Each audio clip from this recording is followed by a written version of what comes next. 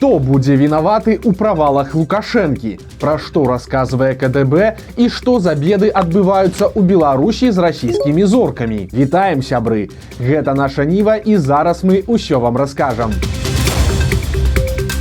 Лукашенко вярнуўся ў Беларусь пасля свайго турнэ па Эміратах, Кітаю і Афрыцы. Па вяртанні ён адразу сабраў сваіх чыноўнікаў, але і не толькі. Акрамя прэм'ера, віцэ-прэм'ераў, міністра замежных спраў і іншых, на нарадзе быў і шматгадовы найбліжэйшы паплечнік Віктор Шэйман. Шэйман займае пасаду спецыяльнага пасланніка на афрыканскім кірунку, а прасцей кажучы, адказвае за рознага роду тонкія моманты ў адносінах Лукашэнкі з афрыканскімі краінамі. На нарадзе Лукашенко адзначыў новую краіну, з якой яму вельмі трэба пасябраваць. І гэта Індыя. Ён адразу прызначыў адказных, ці калі не справіцца, то крайніх, і па гэтым, і па іншых накірунках. Па яго словах, раней наладжваннем беларуска-індыйскіх адносінаў займаўся асабіста міністр замежных спраў Макей. Цяпер жа задача ляжа на плечы новага міністра Алейніка. За Афрыку адказваюць памочнік Лукашэнкі Косінец і той же Шэйман, а адносінамі з Кітаем будзе займацца віцэ-прэм'ер Снапкоў. І як звычайна, Лукашенко трохі папалохаў сваіх і папярэдзіў, аніякай растапыркі, чтоб гэта не азначала, і аніякага тармажэння. Хочу предупредить, чтобы не было это, как народ говорит, в растопырку все. Где-то Косинец с Шейманом, где-то там министр, где-то Снапков, где-то Головченко. Все должно быть сконцентрировано в Министерстве иностранных дел. Там все должно быть. Посмотрим, как новое Министерство иностранных дел справится с этими вопросами. Это огромное количество вопросов. Я просто категорически вас предупреждаю о том, чтобы не было какого-то торможения. Таксама Лукашенко усю сустрэчу хваліўся сваімі паездкамі, але ж, магчыма, там усё прайшло не зусім так і гладка, бо, прынамсі, ягоны візіт у Кенію пакінуў у мясцовых некаторыя пытанні. Тут нагадаем, што лукашэнкаўская паездка туды цягнулася ўсяго толькі 3 гадзіны. Ён сустрэўся з кенійскім прэзідэнтам, пасля чаго хуценька вярнуўся ў Эміраты. І цяпер кенійская прэса адзначае, што такая імклівасць Лукашэнкі збянтэжыла мясцовых дыпламатаў, бо Лукашэнку афіцыйна запрасілі на ўрачыстую цырымонію з нагоды 60-годдзя незалежнасці Кеніі, але ён вырашыў у ёй не ўдзельнічаць. Як адзначае адна з кенійскіх газет, цытата, «Рашэнне лідараў суседніх і замежных краін не прысутнічаць на нацыянальным свяце Кеніі у першую чаргу выклікала пытанні аб стаўленні гэтых лідараў да палітыкі кенійскага ўрада». Канец цытаты. Казкі ад беларускага КДБ. Кіраўнік ведомства Іван Церцель расказаў дзіўную гісторыю пра амерыканскіх разведчыкаў у Беларусі.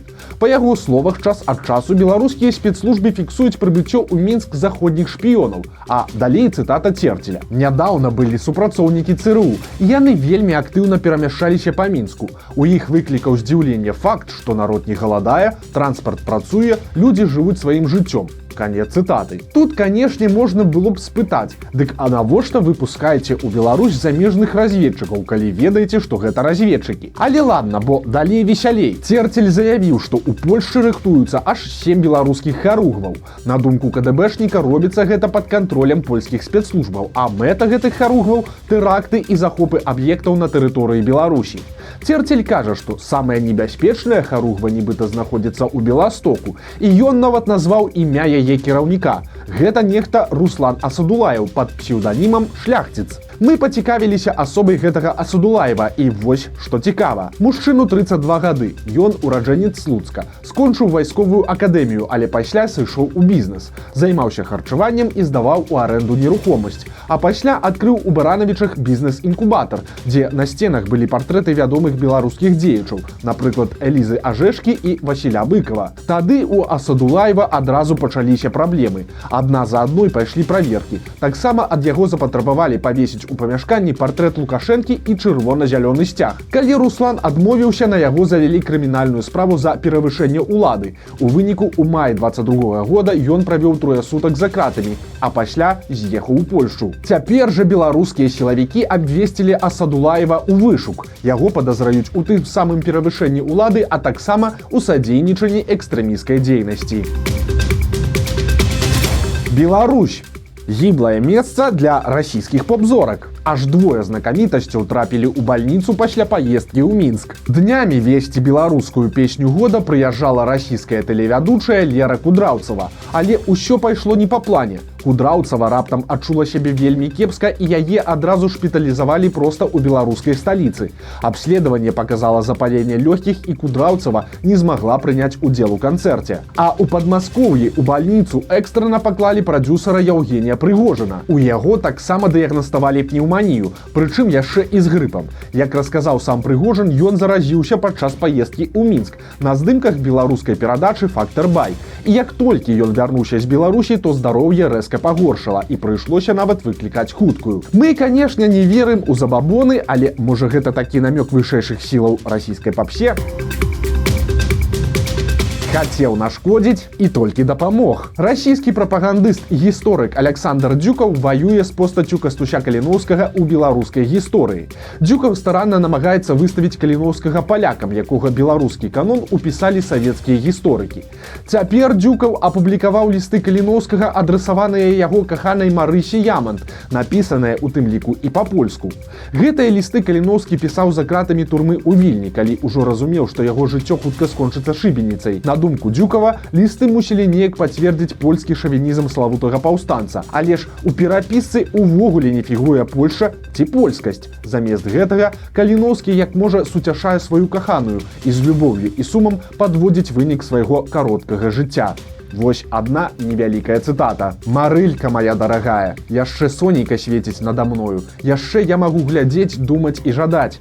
Гледзячы на Вільню, сэрца перапаўняецца, б'ецца з гонарам. А там далей, наколькі вока, наколькі думка сягае, наш бедны народзік, які у поце твару страшэннай няволі Бога і праўды забыцца не ўмее.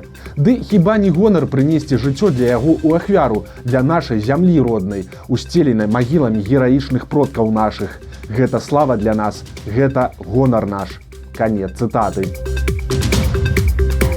Дарагая беларуская міліцыя. Улады як могуць утрымліваюць сілавікоў на службе. Звычайна для гэтага выкарыстоўваюць пернік. Сілавікам прызначаюць рознага роду ільготы, даюць жыллё і абяцаюць добрыя пенсіі. Але ёсць і пуга. Калі сілавік вырашыць звольніцца раней за паложаны тэрмін, ён мусіць аддаць дзяржаве проста касмічную суму. Так адбылося нядаўна з гомельскім міліцыянтам. Пасля вучобы ў акадэміі міліцыі ён мусіў адпрацаваць 5 гадоў па кантракце, але ўжо праз 9 месяцаў яго звольнілі са службы за нейкі праступак і адразу выставілі гіганцкі рахунак. Цяпер ужо былы міліцыянт мусіць заплаціць аж 69 тысяч рублёў за сваё навучанне, а гэта больш за 20 тысяч даляраў.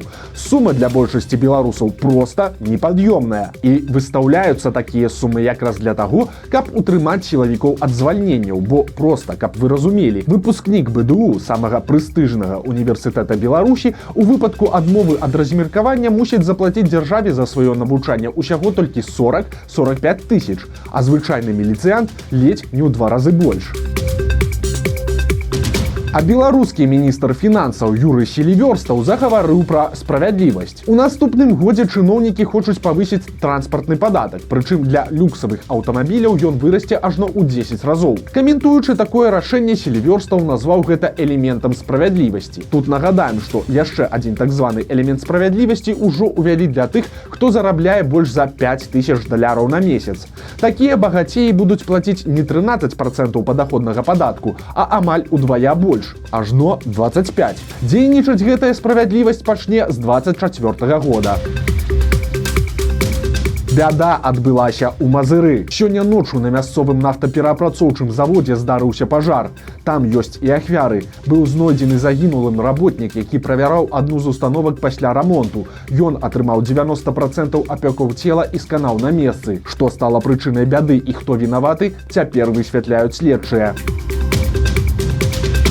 А перад дэпутацкімі выбарамі па ўсёй Беларусі запусцілі прапагандыстаў. Усё як звычайна. Бюджэтнікаў ці студэнтаў заганяюць на сустрэчы з мукавозчыкамі, азаронкамі і іншымі лукашэнкаўскімі апосталамі. Перад мінскімі навучэнцамі выступілі прапагандыст канала АНТ Ігар Тур, сталічны ідэолаг Чамаданова і кіраўнік цэнтр выбаркама Карпенка.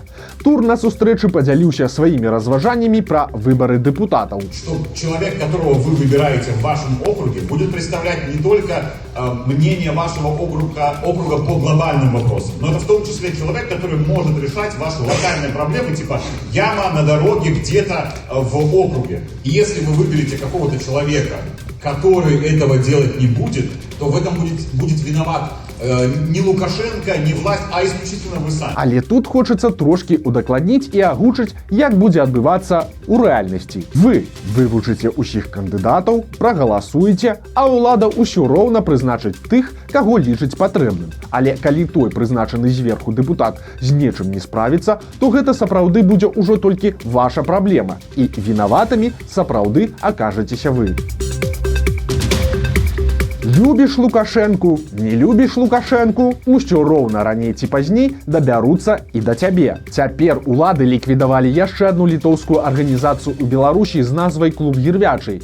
Яна існавала яшчэ з 94-го года і займалася выдавецтвам кніжак і ладзіла рознага роду імпрэзы. Цяпер усё. Прычым гэтая суполка дэкларавала, што падтрымлівае курс, які праводзіцца кіраўніцтвам Рэспублікі Беларусь. Але і гэта не дапамагло. Ну і на развітанне верш журналіста і палітвязня Андрэя Александрова у выкананні легендарнага Маляваныча. Раней ці пазней, але ўсё будзе добра, сябры. Свабода – гэта не тое, што вам далі, а тое, што ў вас немагчыма адабраць. Паслухайце верш палітвязня Андрэя Александрова. Калі на неба глядзіш праз краты, не бачыш кратаў, а бачыш неба. Учорашні хлеб пахне цвіллю і стратай, а заўтрашні пахне сапраўдным хлебам. Ты кажаш, што неба падман аптычны. Але падман гэта краты, вер мне. Бо краты толькі хэштэг, як звычка. А гэты хэштэг зараз проста ў трэндах. Ды справы няма да хэштэгаў небу. Пра трэнды неба зусім не ў курсе. Яно пад нагамі не чуе глебы, не лічыць стагоддзяў і хлебных хлустаў. І неба цягне аблока ў вату, над часам адзінае, што жыве. І неба таксама не бачыць кратаў. Калі ўглядаецца ў неба, ва мне. Всё будзе добра. Вось такія навіны серады. Подписывайтеся на канал, ставьте лайки альбо дизлайки и выказывайте свои заўвагі ў каментарах. И, конечно, читайте нашу Ниву, глядите нашу Ниву и любите Беларусь. До сустрэчы заўтра!